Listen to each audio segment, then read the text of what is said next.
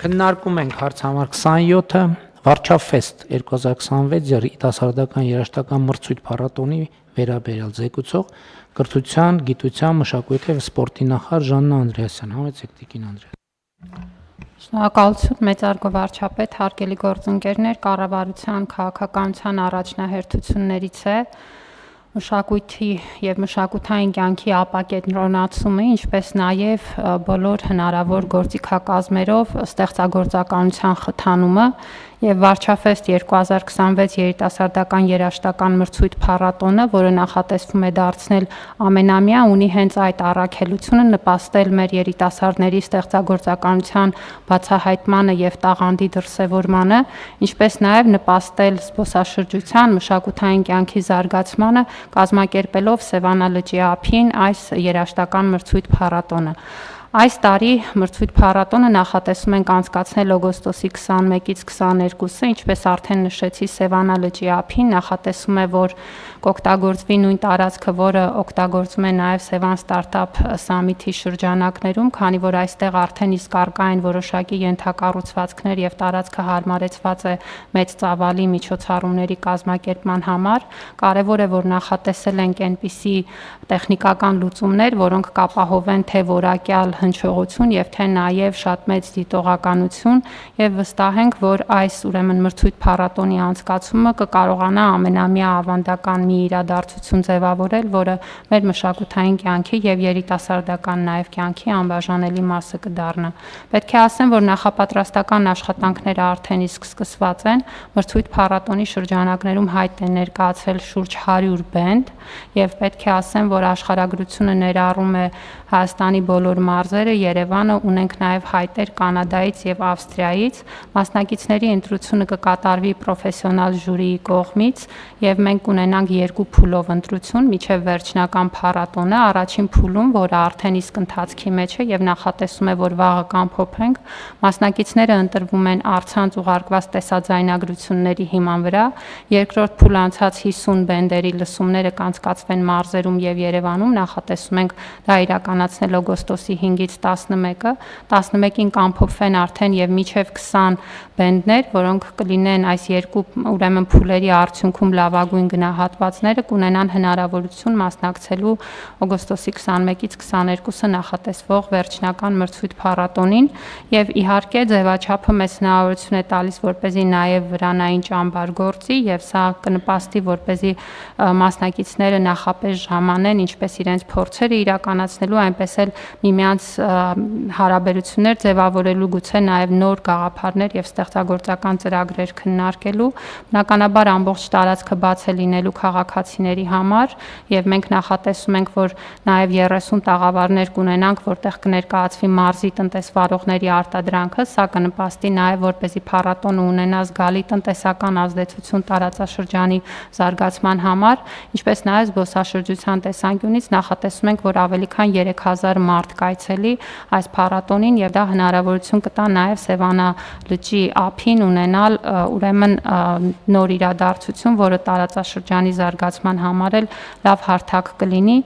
Արդեն նշեցի, որ ամենամյա ենք նախատեսում լինի, վերջնական հաղթողները կընտրվեն ինչպես պրոֆեսիոնալ ժյուրիի, այնպես էլ ներկա հանդիսականների քվեարկության միջոցով։ Մրցանակային ֆոնդ ունենք, որը կազմում է 10 միլիոն դրամ, գլխավոր մրցանակի առաջին, երկրորդ, երրորդ տեղերի համար նախատեսված եւ բնականաբար արված է ամբողջ նախապատրաստական աշխատանքը, որպեսզի փառատոնը պատշաճ կազմակերպենք։ Խնդրում եմ հաստատել։ Շնորհակալ եմ Տիկին Անդրեասյան։ Հարգելի գործընկերներ, ընդհանրապես քաղաքական ազատությունները եւ ժողովրդավարությունները ունենում են կարևոր էֆեկտներ եւ դրանց էֆեկտներից մեկը ստեղծագործականության զարգացումն է, այդ թվում երիտասարդության շրջանում։ Մենք վաղուց արդեն բավական երկար ժամանակ ես իմ մոտ հարց է ծագում, թե ինչու երիտասարդության շրջանում ստեղծագործականության ալիքաձև զարգացում մենք չենք տեսնում, այլ ընդհակառակը իմ կարծիքով տեսանելի չէ ստեղծագործականության զարգացումը եւ մենք տենց քայլ-քայլ ենք եկել այս ճանապարհին։ Սկզբից օրինակ ես ուզում եմ այդ ճամփորդության մասին ձեզ պատմել։ Օրինակ, սկզբից երբ որ մենք գնում ենք դպրոցների բացման, տարբեր միջոցառումների եւ այլն, իհարկե այդ պատմությունը գիտեք, ինչպես է, որ մենք որոշեցինք, որ Հայաստանի Հանրապետության պետական օրհներգը այլևս ձայնագրությամբ չենք օգտագործելու պետական միջոցառումներին, դա ուրիշ պատմություն է, բայց երբ որ այդ թվում դպրոցներում երեխաները սկսում էին կատարել, նախ ինձ համար ակնհայտ էր, որ դա այդքան էլ մեր դպրոցներում տարածված բան չի երգելը եւ երաժշտության հետ առնչվելը եւ շատ ծանոթ երևույթ չէ, ել չեմ ասում երգչախմբային կատարմամբ։ Հաջորդը, որ ես նկատեցի, որ նույնիսկ այս իրավիճակում հիմնականում, այսինքն ես չես նկատում առաջին 1 2 3 մեկ էլ տեր մեզ մենակ աղջիկներ են։ Հարցածախում մի րոպե, ինչ են մենակ աղջիկներ։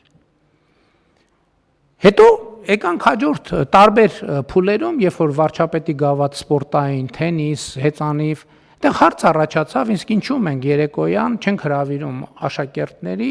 ովքեր կարող են երգել, նվագել եւ այլն եւ այդպես շարունակ։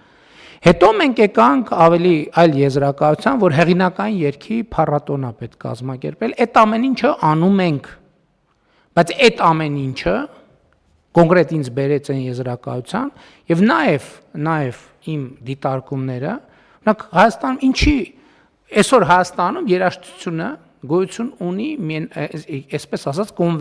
կոնվենցիոնալ երաժշտություն միայն, պրոֆեսիոնալ։ Մարդ ով որ երգիչ է, ինքը որոշել է զբաղվել ինքը երգիչ է, երգով վաստ։ Իսկ ինչի Հայաստանում ինքնագործ խմբեր չեն ձևավորվում։ Ու իրանց դպրոցում, իրանց միջավայրում, որովհետեւ մեծագույն խմբերը երաժշտության պատմության ձևավորվել են որպես ինքնագործ խմբեր։ Ինչի Հայաստանում այդ process-ը չկա։ Իհարկե չեմ թաքցնի, այդ հարցը ավելի բան ծագեց իմ մոտ, երբ որ ես ինքս վարչաբենդ այդ անունը բանի համացանցի օգտատերերի բանով, մատուցմամբ այդ մեր երաժշտական խմբին կամ փորձին կամ պրոյեկտին այս հարցերի շուրջ մտածել, հետո հասկացա, հետո հիշեցի, որ մենք մի քանի անգամ քննարկել ենք նախագիծ երիտասարդության ոլորտում, մեր ռազմավարությունը, այդ նախագծերը ես օրինակ ինձ բան չեն թվացել, համոզիչ չեն թվացել, եւ եկանք այն եզրակացության, որ կառավարությունը, եթե չկա դա այս ժողովրդավարության ու ազատության պայմաններում մեզ պետքա խթանել դա, դարձնել